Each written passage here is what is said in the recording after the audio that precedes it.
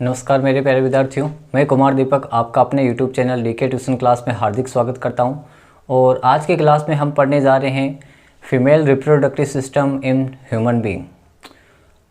मादा जनन तंत्र क्या होता है, ये किन भागों से मिलकर बना होता है। तो आइए चर्चा करते हैं फीमेल रिप्रोडक्टिव सिस्टम के बारे में। तो देखिएगा, मादा जनन तंत्र किन भागों से मिलकर बना होता है। मैं यहाँ पर लिख रहा हूँ मादा जनन तंत्र। इसमें पहला होता है आपका प्राथमिक जनन अंग। क्या होता है?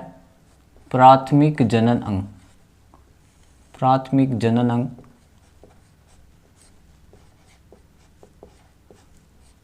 और दूसरा होता है द्वितीय जनन अंग। द्वितीय जनन अंग। प्राथमिक जनन अंग और द्वितीय जनन अंग मिलकर ही मादा जनन तंत्र का निर्माण करते हैं। तो देखिएगा, सबसे पहले हम मादा जनन तंत्र का नामांकित चित्र बना लेते हैं, जो इस प्रकार से है।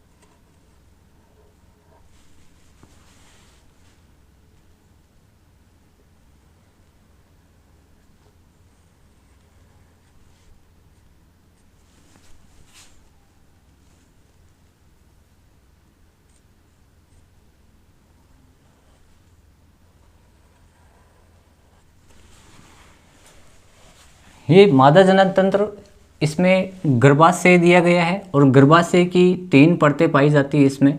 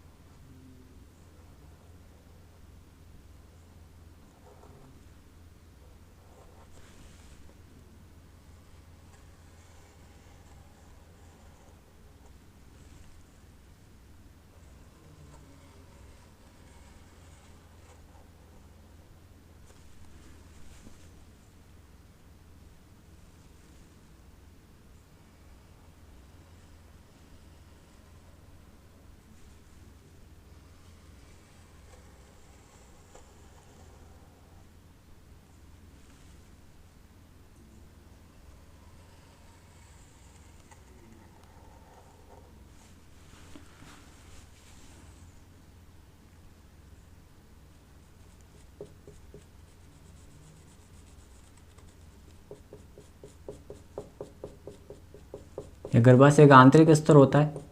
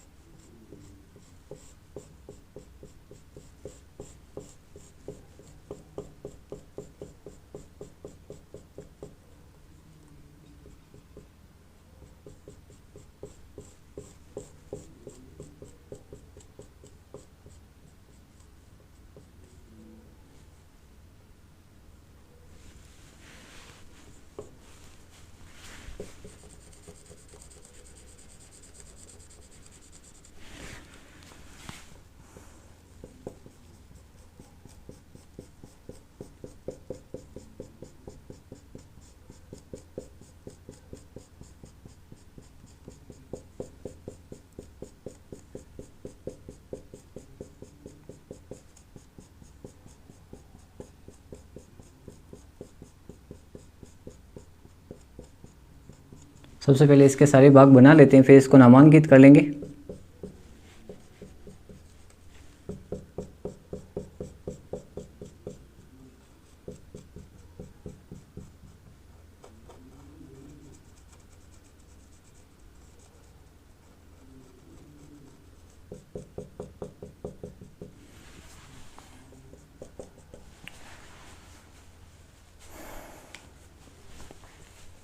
तो देखिएगा,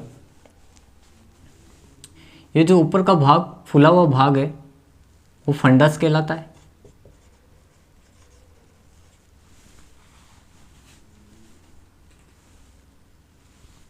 ये हो गई फैलोपियन ट्यूब।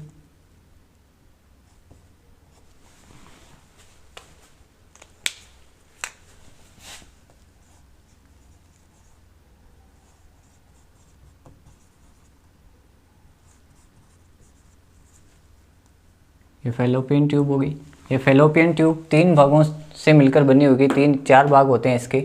देखिएगा, ये जो अंगुलीनुमा प्रवृत्त है उनको फिम्बरी बोलते हैं।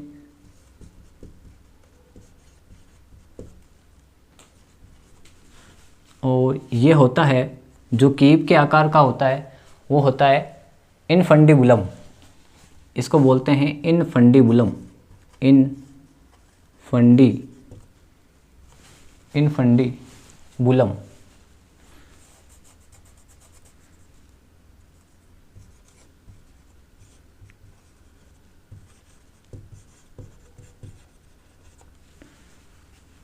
और जो गर्भाशय के फंडस को ये फैलोपियन ट्यूब से जो भाग जोड़ता है वो होता है इस्थमस। क्या होता है? इस्थमस। और फैलोपियन ट्यूब का ये जो फूला हुआ भाग होता है जहाँ पर निषेचन की क्रिया होती है उसको बोलते हैं एम्पुला। क्या बोलते हैं? एम्पुला।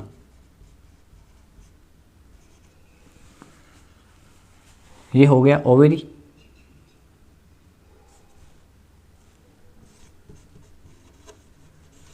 और इस ओवेरी में क्या बनता है, ओवम बनता है। क्या बनता है, ओवम। ये क्या हो गया, ओवम।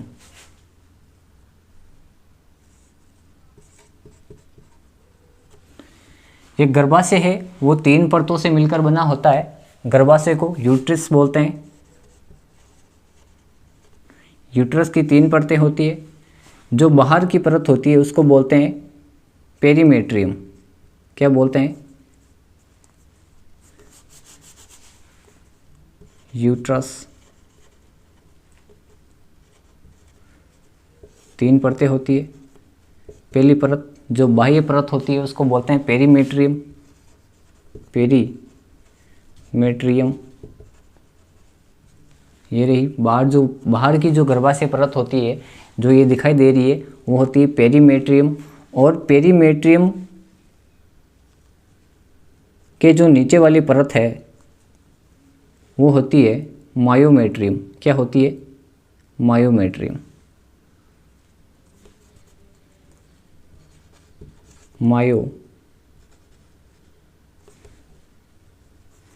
मायोमेट्रियम। और जो ये अंदर की, सबसे अंदर की जो परत है वो होती है एंडोमेट्रियम। क्या होती है, ये एंडोमेट्रियम।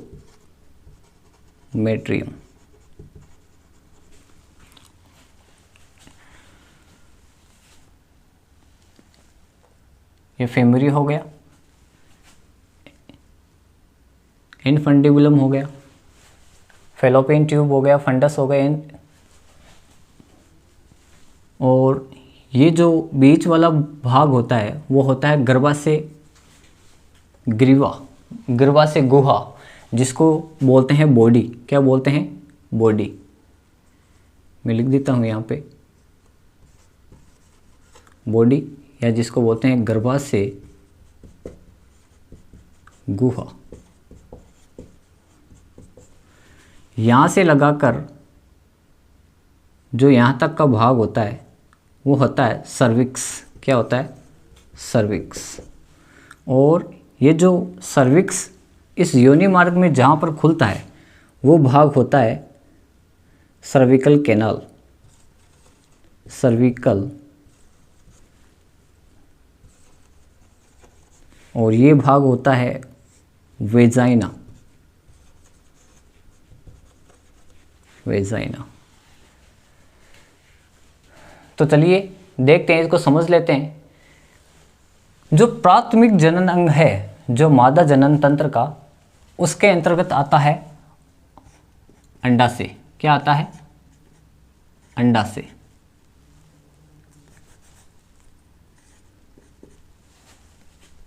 ओवेरी,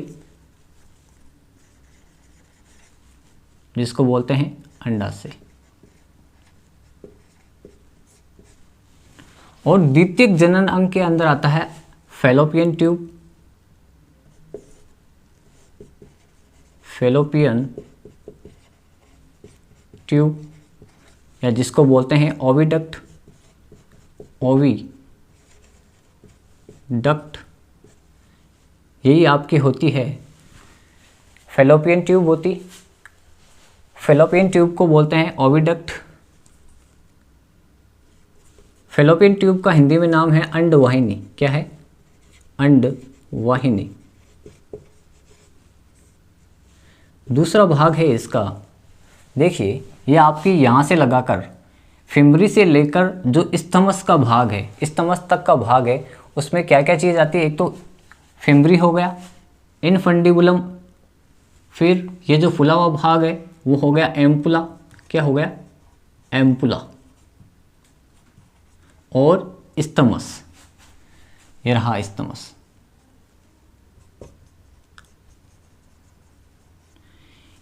ये चारों क्या कहलाती है, ये चारों फैलोपियन ट्यूब के ही पार्ट होते हैं। तो देखिए यहाँ पर द्वितीय जनन अंग क्या हो जाएगा, फैलोपियन ट्यूब। फैलोपियन ट्यूब के बाद क्या हो गया, गर्भाशय। क्या हो गया, गर्भाशय, यूट्रस बोलते हैं जिसको।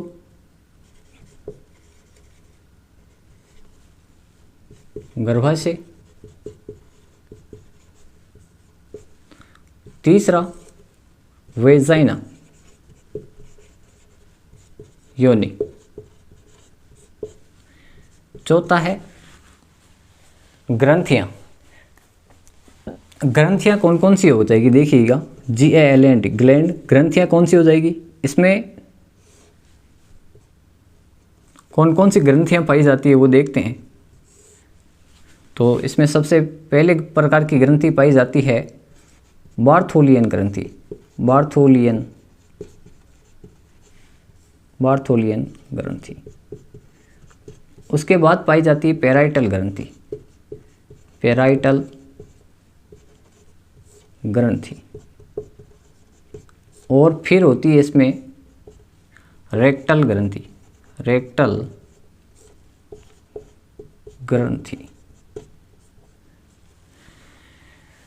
तो देखिएगा, इसको समझ लेते हैं एक बार। मादा जनन तंत्र है, उसके दो जनांग होते हैं, एक तो प्राथमिक जनन अंग, दूसरा हो गया द्वितीय जनन अंग। प्राथमिक जनन अंग के अंतर्गत आता है ओवेरी, जिसको बोलते हैं अंडाशय। द्वितीय जनन अंग में आता है फैलोपियन ट्यूब, जिसको ओविडक्ट या अंडवाहिनी बोलते हैं। दूसरा आता है इसमें यूट्रस, गर्भाशय। फिर आता है तीसरा वेजाइना, जिसको बोलते हैं योनि। चौथा आता है ग्लैंड। और इन ग्लैंड में कौन कौन सी ग्रंथियाँ होती है, बार्थोलिन ग्रंथि, पैराइटल ग्रंथि और रेक्टल ग्रंथि। ये सब मिलाकर मादा जनन तंत्र का निर्माण करता है। किसका निर्माण करते हैं, मादा जनन तंत्र का। तो क्या होता है कि सबसे पहले ये जो वेजाइना वाला भाग है, जब स्पर्म इसमें गति करते हुए आता है, स्पर्म गति करते हुए कैसे आएगा, जब नर का सीसन इसमें इंसेमिनेशन होता है, वीर्य सेचन होता है, तो क्या होता है, वीर्य में करोड़ों की संख्या में क्या पाए जाते हैं, शुक्राणु पाए जाते हैं। क्या पाए जाते हैं, करोड़ों की संख्या में क्या पाए जाते हैं, शुक्राणु पाए जाते हैं। ये शुक्राणु गति करते हुए इस वेजाइना वाले पार्ट में आते हैं। और इस वेजाइना में क्या पाई जाता है, बार्थोलियन ग्रंथि पाई जाती है। क्या पाई जाती है, बार्थोलियन ग्रंथि। ये बार्थोलियन ग्रंथि क्या करती है,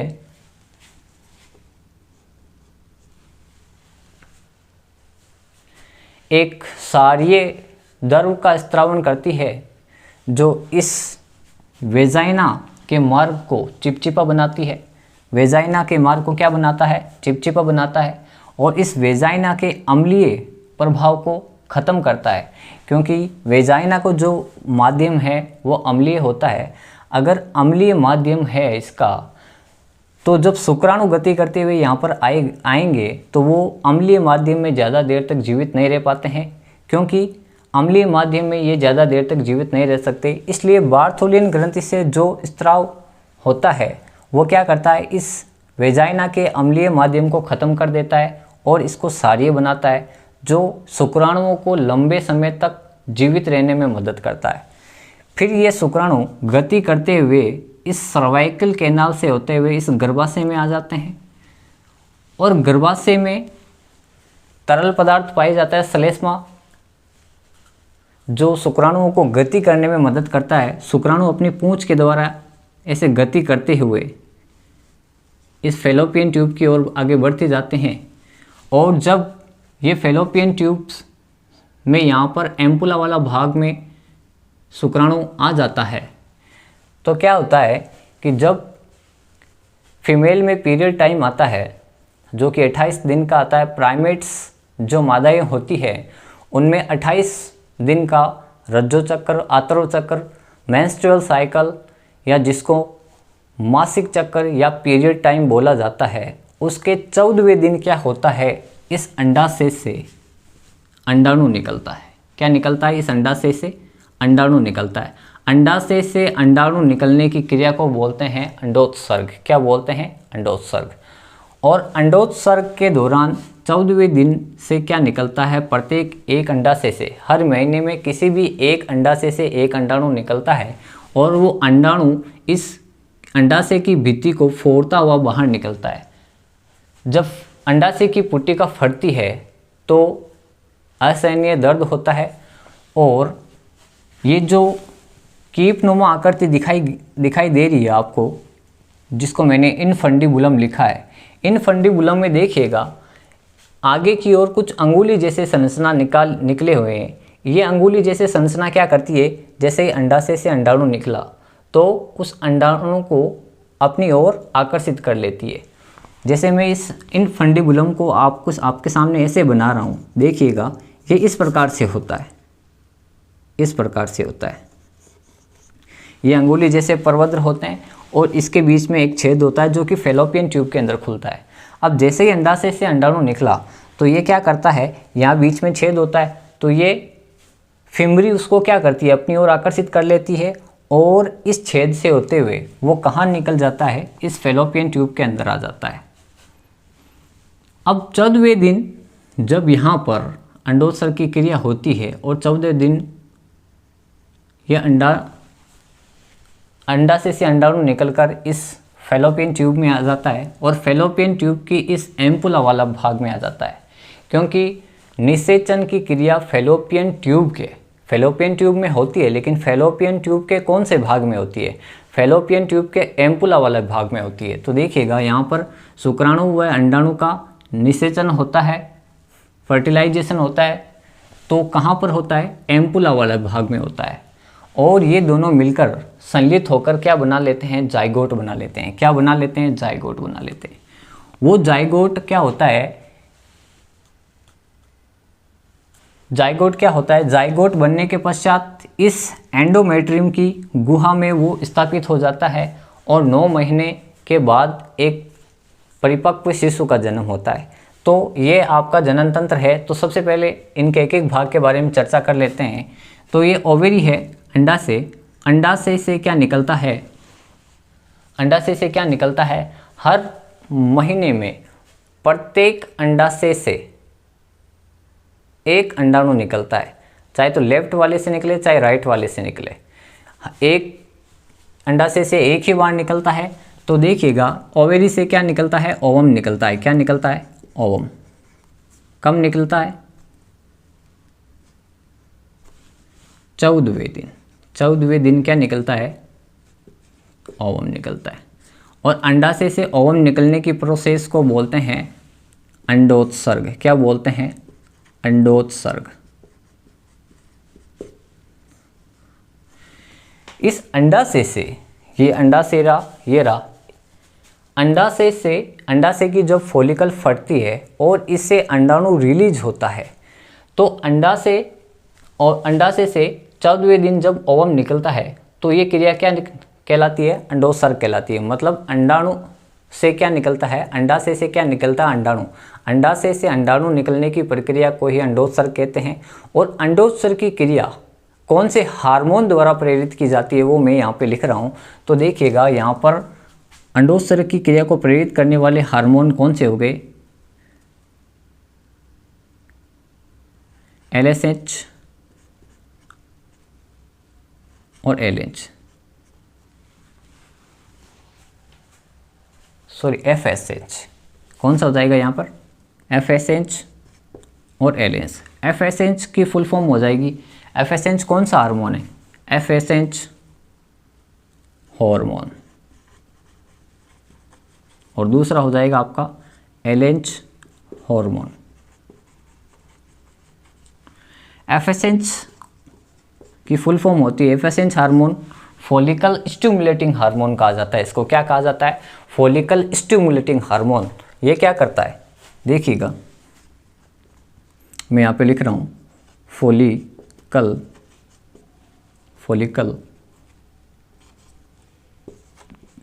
स्टिमुलेटिंग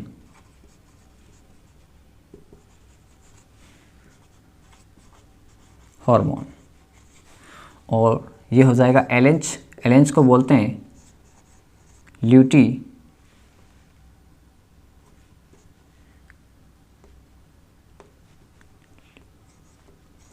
ल्यूटिनाइजिंग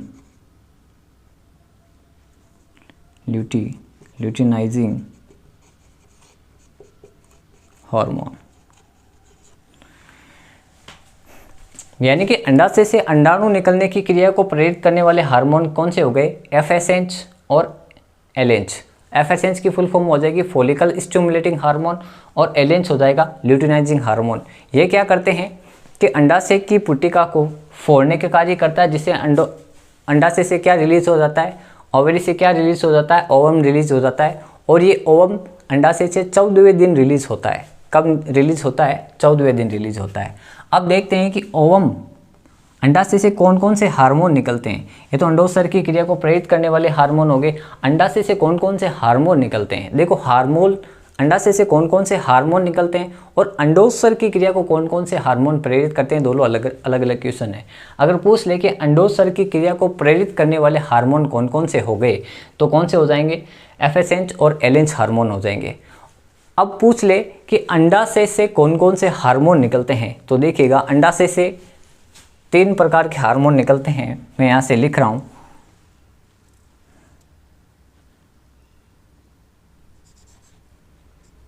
अंडाशय से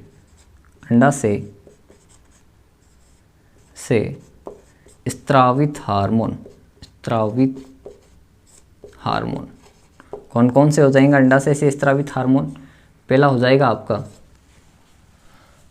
प्रोजेस्टेरोन, एस्ट्रोजन। पहला हो जाएगा एस्ट्रोजन,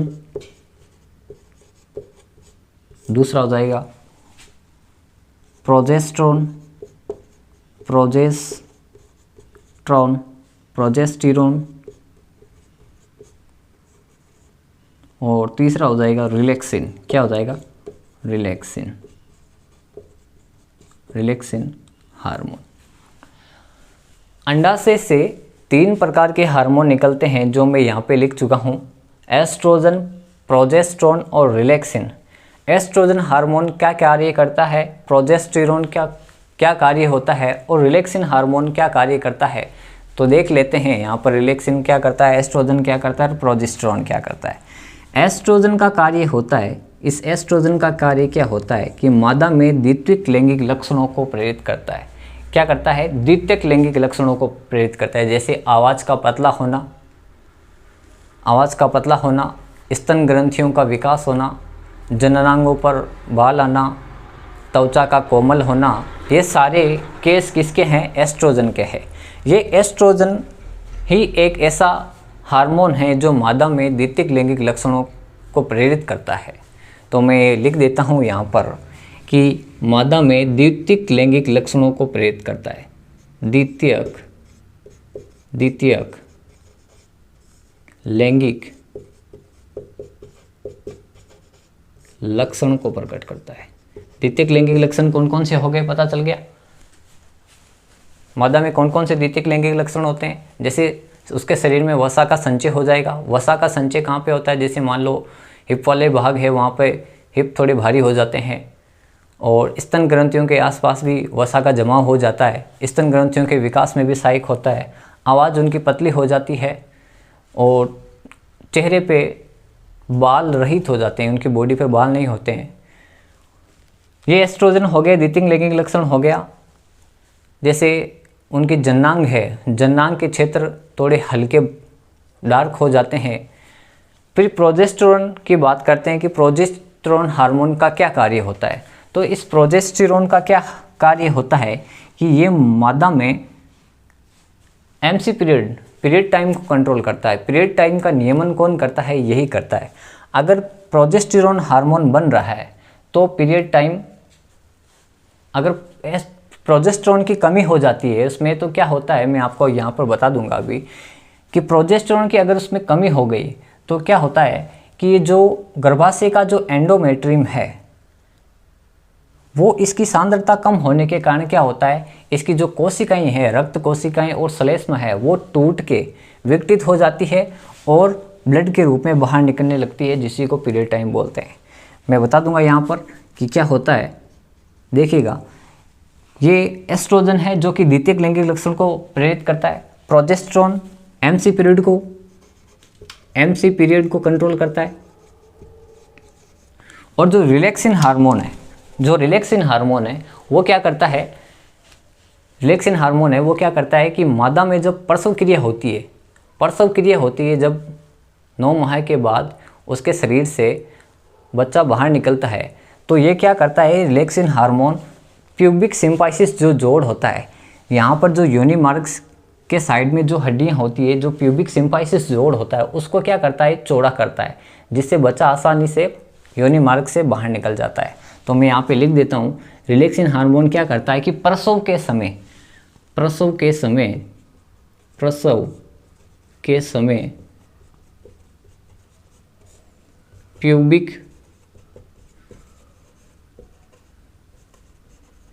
सिम्फाइसिस जोड़ को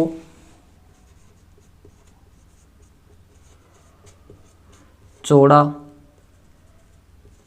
करता है। क्या करता है, चौड़ा करता है।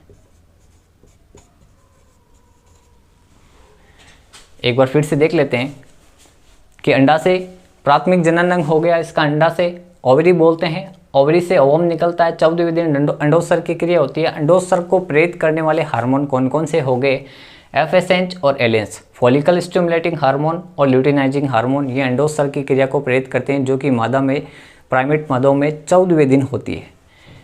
फिर अंडाशय से कौन कौन से हार्मोन स्रावित होते हैं, तो अंडाशय से 3 प्रकार के हार्मोन स्रावित होते हैं, एस्ट्रोजन, प्रोजेस्टेरोन और रिलैक्सिन। एस्ट्रोजन हार्मोन मादा में द्वितीयक लैंगिक लक्षणों को प्रेरित करता है। प्रोजेस्टेरोन मादा में MC पीरियड, आतरु चक्र या मासिक चक्र या पीरियड टाइम को कंट्रोल करता है। रिलैक्सिन हार्मोन क्या करता है कि प्रसव के समय प्यूबिक सिम्फाइसिस जोड़ को क्या करता है, चौड़ा करता है। क्या करता है, प्यूबिक सिम्फाइसिस जोड़ को चौड़ा करता है। फिर बात करते हैं कि ये जो प्रोजेस्टेरोन हार्मोन है वो अंडाशय में किस कोशिकाओं से बनता है, किस कोशिकाओं से निकलता है। तो देखिएगा, इसका निर्माण होता है कार्पस लूटियम के माध्यम से। जो कार्पस लूटियम की सेल्स होती है वो क्या करती है, प्रोजेस्टेरोन हार्मोन बनाती है। एक बार आप इसका स्क्रीनशॉट ले लें, फिर मैं आपको इसके बारे में आगे बता देता हूँ।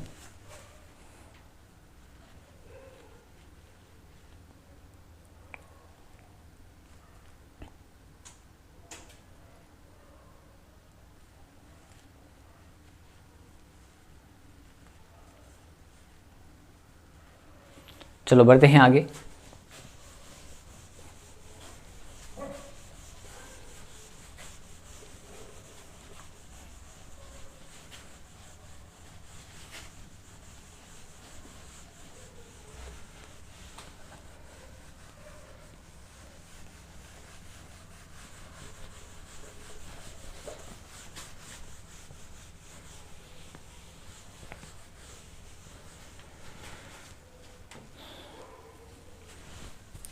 अब समझते हैं कि इसमें किस प्रकार से निषेचन की क्रिया होती है और किस प्रकार से ये एंडोमेट्रियम की परत है वो ब्लड के रूप में बाहर आती है।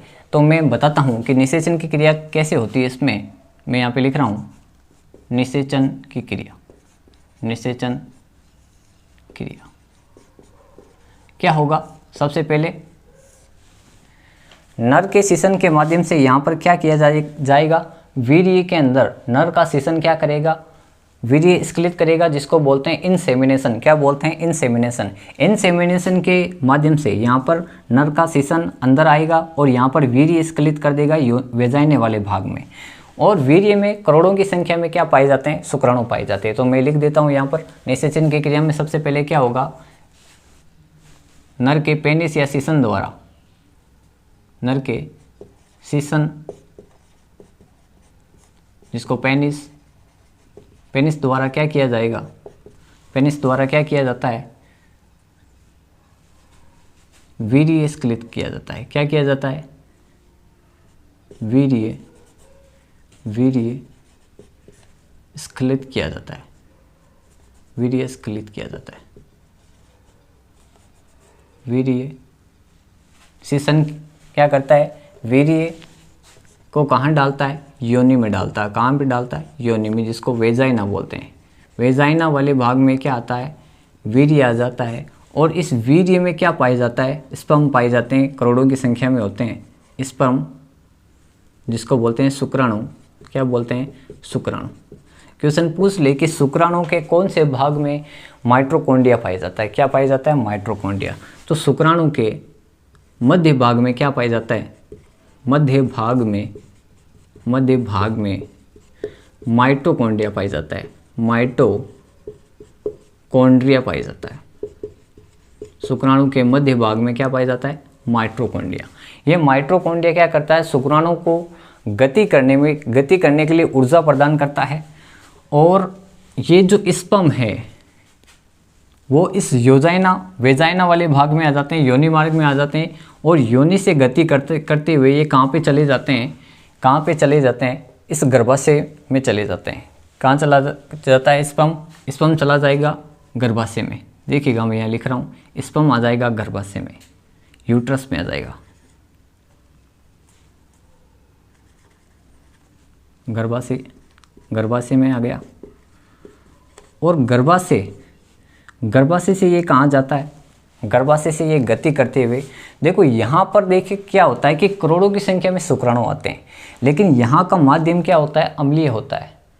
अब अम्लीय माध्यम है तो मैंने आपको बताया था कि शुक्राणु जीवित नहीं रह सकते, तो ग्रंथि में मैंने एक आपको ग्रंथि बताई थी कि इस वेजाइना के दोनों ओर, इस वेजाइने के दोनों ओर, यहाँ पे मान लो यहाँ पर वेजाइने के दोनों ओर कौन सी ग्रंथि पाई जाती है, कौन सी ग्रंथि होती है,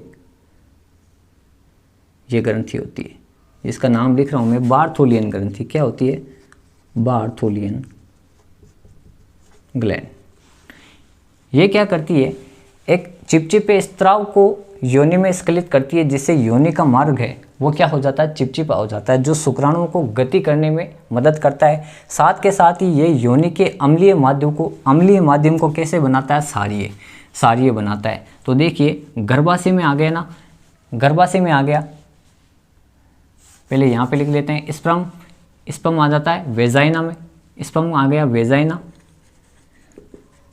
और वेजाइना से क्या स्खलित होता है, वेजाइना क्या करती है, वेजाइने में ग्रंथि पाई जाती है, कौन सी पाई जाती है, बार्थोलियन ग्रंथि, बार्थोलियन ग्लैंड। ये बार्थोलियन ग्लैंड क्या करती है, एक चिपचिपे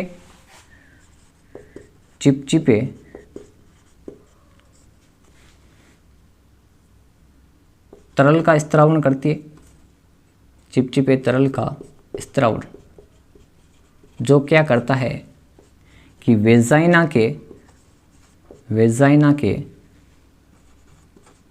अम्लीय माध्यम को, वेजाइना के अम्लीय माध्यम को कैसे बनाता है, माध्यम को क्षारीय बनाता है। क्या बनाता है, क्षारीय। ठीक है, अम्लीय माध्यम को कैसा बना देगा, ये क्षारीय बना देगा। क्षारीय बना देगा तो शुक्राणु आसानी से गति करते हुए कहाँ पहुँच जाते हैं, गर्भाशय में पहुँच जाते हैं। क्योंकि शुक्राणु अम्लीय माध्यम में ज़्यादा देर तक जीवित नहीं रह पाते हैं, तो अभी यहाँ पर ये शुक्राणु आ गए, और शुक्राणु अब गति करते हुए कहाँ चले जाएंगे, इस यूट्रस वाले भाग में चले जाएंगे, यूट्रस में। और यूट्रस से गति करते हुए कहाँ, ये आ गए यूट्रस में, ये गर्भाशय में आ गए, और गर्भाशय में गति करते हुए ये कहाँ जाते हैं, इस तमस वाले भाग से होते हुए ये जो फूला हुआ भाग है, फैलोपियन ट्यूब का ये जो फूला हुआ भाग है, जिसको एम्पुला बोलते हैं, इस एम्पुला में आ जाते हैं। फूले हुए भाग में क्या आ गया, यूट्रस से कहाँ चले जाएगा, यूट्रस से चला जाता है वो इस फैलोपियन ट्यूब में, फैलोपियन ट्यूब। और फैलोपियन ट्यूब के कौन से भाग में चला जाता है, एम्पुला। किस में चला जाता है, एम्पुला। एम्पुला में शुक्राणु आ गया। अब क्या करते हैं कि जब 14वें दिन होता है, मादा में जब पीरियड टाइम 28 दिन का होता है, पीरियड टाइम कितने दिन का होता है, 28 दिन का पीरियड टाइम होता है। तो 28 दिन के पीरियड टाइम में 14वें दिन क्या होता है, मादा में अंडाशय से, मैं लिख रहा हूँ 14वें दिन अंडाशय से अंडाणु रिलीज होता है। क्या होता है, अंडाणु निकलता, अंडाणु निकलेगा। ये अंडाणु क्या करता है, इस अंडाशय की पुट्टिका को फोड़ते हुए बाहर निकल जाता है। अंडाशय से अंडाणु को रिलीज करने वाले हार्मोन कौन कौन से हो गए, FSH और LH हो गए, फॉलिकल स्टिमुलेटिंग हार्मोन और ल्यूटिनाइजिंग हार्मोन। अब ये 14वें दिन जब इस अंडाशय से अंडाणु निकलता है, तो ये जो फिमरी होते हैं वो इसको क्या करते हैं कि अपनी ओर खींच लेते हैं, और इस इनफंडिबुलम से होते हुए ये कहाँ चला जाता है, ये चला जाता है आपका एम्पुला वाला भाग में, यहाँ पे आ जाता है। ये ओवम यहाँ पे आ गया, ये ओवम आ गया, प्लस ये क्या हो गया यहाँ पे, स्पर्म हो गया। क्या हो गया, स्पर्म। ये दोनों मिलकर क्या बना लेते हैं, जाइगोट बना लेते हैं। क्या बना लेते हैं, जाइगोट। इसको बोलते हैं युग्मनज। क्या बना लेता है, युग्मनज। 14वें दिन यहाँ पर निषेचन हो जाता है। अब ये क्या करता है कि यहाँ पर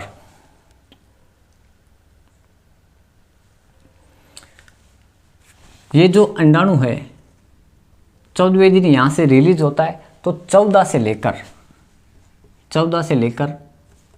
14वें दिन तो रिलीज होता है, तो 15, 16, 17, 18 और 19 इन दिनों ये क्या करता है, स्पर्म का वेट करता है कि कब कोई स्पर्म आए और मुझको निषेचित करे।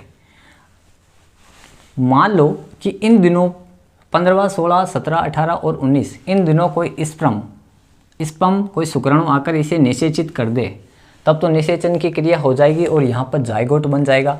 और वो जाइगोट क्या होता है, निषेचन की क्रिया के बाद 6वें दिन, निषेचन की क्रिया के बाद, जैसे मान लो यहाँ पर निषेचन की क्रिया हो गई, तो निषेचन की क्रिया के बाद जैसे मान लो 15वें दिन निषेचन हो गया, तो 15वें दिन के 6 दिन बाद यानी कि 21वें दिन क्या हो जाएगा, यहाँ पर ये गर्भाशय की दीवार में जो जाइगोट बनेगा, वो जाइगोट गर्भाशय की दीवार में यहाँ पर क्या हो जाता है, रोपित हो जाता है। यहाँ पर क्या हो जाता है, ये गर्भाशय की दीवार में यहाँ पर क्या हो जाता है, रोपित हो जाता है ये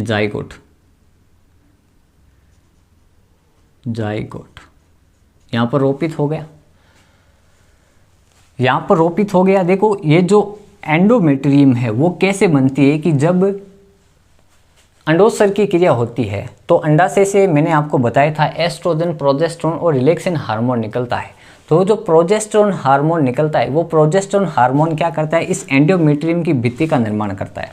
अब एंडोमेट्रियम की भित्ति का निर्माण हो गया क्योंकि उसमें कौन सा हार्मोन निकला, प्रोजेस्टेरोन हार्मोन निकला, जिसकी वजह से मादा के गर्भाशय की जो अंतःभित्ति होती है जिसको एंडोमेट्रियम बोला जाता है उसका निर्माण हो जाता है।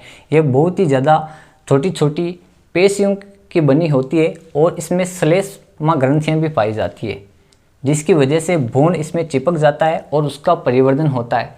अब जैसे मान लो कि यहाँ पर इस भ्रूण का निषेचन के पश्चात इस भ्रूण का रोपण हो गया, जिसको बोलते हैं सहगर्भता, इसका रोपण हो गया, तो क्या होगा कि ये इसी एंडोमेट्रियम की भित्ति पर परिवर्तित होता रहेगा और 9 माह बाद एक शिशु का जन्म हो जाएगा। जैसे ये यहाँ पर रोपित हो जाता है, रोपित होने के बाद मादा में पीरियड टाइम आना बंद हो जाता है, क्योंकि सहगर्भता के बाद पीरियड टाइम नहीं आता है।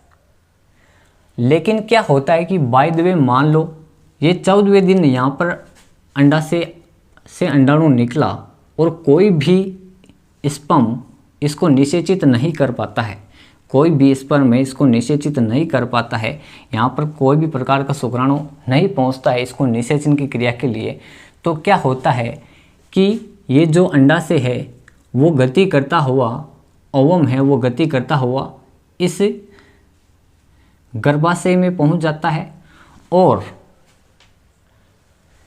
प्रोजेस्टेरोन हार्मोन की क्या हो जाती है, प्रोजेस्टेरोन हार्मोन की क्या हो जाती है,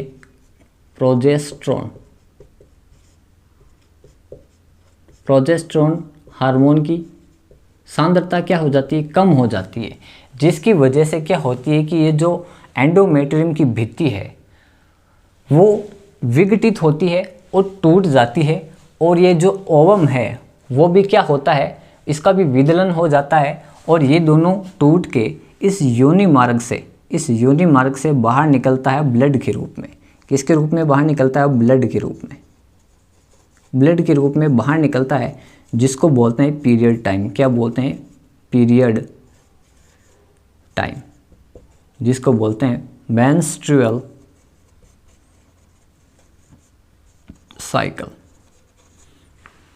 जिसको आतर्व चक्र, मासिक धर्म या पीरियड टाइम बोलते हैं।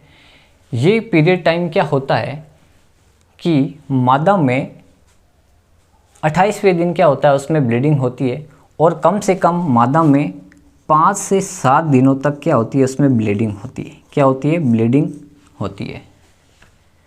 ब्लीडिंग हो गई तो मतलब उसमें जो ओवम बना था और जो इस गर्भाशय की जो अंतर्भित्ति थी जिसको एंडोमेट्रियम है, वो दोनों ही बाहर निकल जाती है। दोनों ही बाहर निकल गई तो अब क्या होगा, वो महिला है वो दूसरे पीरियड टाइम के लिए तैयार हो जाती है और दूसरे अंडाणु से दूसरे महीने में फिर वही प्रोसेस जो मैंने आपको बताई थी वो चलती रहती है। अब क्या होता है, जैसे मान लो कोई भी शिशु है, जब यहाँ पर इस गर्भाशय की भित्ति से बाहर निकलता है, जब प्रसव की क्रिया होती है, होती है, जैसे मान लो यहाँ पर मैं शिशु बना रहा हूँ, यहाँ पर मान लो ये कोई बच्चा है, एम्ब्रियो, भ्रूण है। अब भ्रूण है, मान लो इसकी डिलीवरी हो रही है, प्रसव की क्रिया हो रही है, तो यहाँ पर एक जोड़ पाया जाता है जिसको बोलते हैं प्यूबिक सिम्फाइसिस जोड़। क्या बोलते हैं? प्यूबिक सिम्फाइसिस जोड़। अगर प्यूबिक सिम्फाइसिस जोड़ चौड़ा नहीं हो रहा है तो प्रसव की क्रिया नॉर्मल नहीं होती है, जिसको बोलते हैं कि प्रसव की क्रिया नॉर्मल नहीं है। नॉर्मल नहीं होगी तो क्या होगा, सिजेरियन करना पड़ेगा, इसका ऑपरेशन करके इसको बाहर निकालना पड़ेगा। लेकिन डॉक्टर क्या करता है कि रिलैक्सिन हार्मोन का टीका लगाता है। किसका लगाता है? रिलैक्सिन हार्मोन का। रिलैक्सिन हार्मोन का टीका लगता है, जिसकी वजह से ये जो प्यूबिक सिम्फाइसिस जोड़ है वो चौड़ा हो जाता है और भ्रूण आसानी से बाहर निकल जाता है। ये था आपका मादा जनन तंत्र। अब इससे जुड़े हुए मैं कुछ महत्वपूर्ण सवाल आपको बता देता हूँ कि कौन कौन से क्वेश्चन ऑब्जेक्टिव टाइप के क्वेश्चन में से पूछे जा सकते हैं। तो एक बार आप इसका स्क्रीनशॉट ले लें, फिर मैं इसके क्वेश्चन बताता हूँ।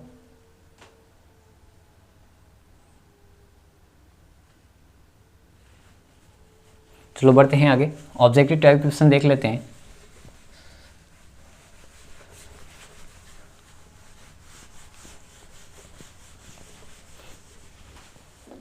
तो देखिएगा, सम इम्पोर्टेंट क्वेश्चन।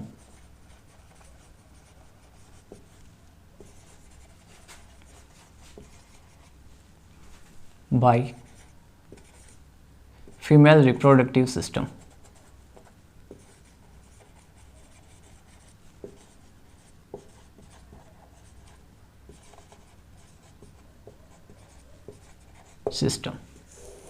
पहला क्वेश्चन क्या है? क्वेश्चन पहला कि कार्पस लूटियम से कौन सा हार्मोन स्रावित होता है? कार्पस ल्यूटियम से स्रावित होने वाला हार्मोन कौन सा हो जाएगा? आंसर हो जाएगा इसका प्रोजेस्टेरोन। कौन सा हो जाएगा?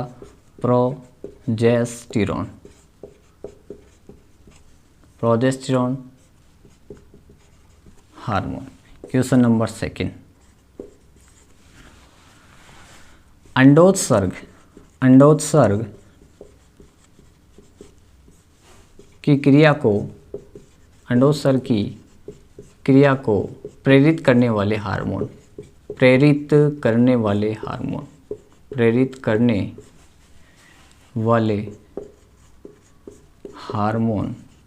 कौन कौन से हैं? FSH follicle stimulating hormone, FSH plus हो जाएगा LH जिसको बोलते हैं luteinizing hormone. Question number third, अंडाशय से कौन कौन से हार्मोन निकलते हैं? अंडाशय से कौन कौन से हार्मोन निकलते हैं? अंडाशय से कौन कौन से हार्मोन निकलते हैं? अंडाशय से एस्ट्रोजन, जो कि मादा में द्वितीयक लैंगिक लक्षणों के लिए जिम्मेदार होता है। दूसरा निकलता है प्रोजेस्टेरोन, कार्पस लूटियम से निकलता है प्रोजेस्टेरोन, जो कि मादा में MC पीरियड या एंडोमेट्रियम भित्ति का निर्माण करता है। और तीसरा हो जाएगा रिलैक्सिन हार्मोन, जो कि प्रसव के समय प्यूबिक सिम्फाइसिस जोड़ को चौड़ा करता है, रिलैक्सिन हार्मोन। ये हो गया। फिर देखिएगा क्वेश्चन नंबर 4, मादा में निषेचन की क्रिया पूरी होती है। निषेचन की क्रिया होती है। कहाँ पे होती है? फैलोपियन ट्यूब में। फैलोपियन ट्यूब या ओविडक्ट में होती है। ओविडक्ट। फैलोपियन ट्यूब के कौन से भाग में होती है? फैलोपियन ट्यूब के, क्वेश्चन ये पूछ ले कि जो निषेचन की क्रिया है वो फैलोपियन ट्यूब के कौन से भाग में होती है, तो ये होती है एम्पुला। एम्पुला वाले भाग में होती है। कौन से में होती है? एम्पुला वाले भाग में होती है। ठीक है। फिर देखिएगा अंडाशय की प्रोजेस्टेरोन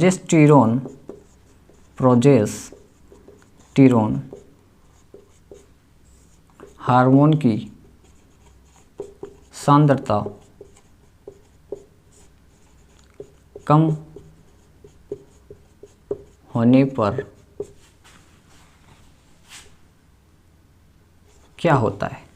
प्रोजेस्टेरोन हार्मोन की सांद्रता कम होगी तो क्या होगा? एंडोमेट्रियम की भित्ति टूट जाती है। एंडोमेट्रियम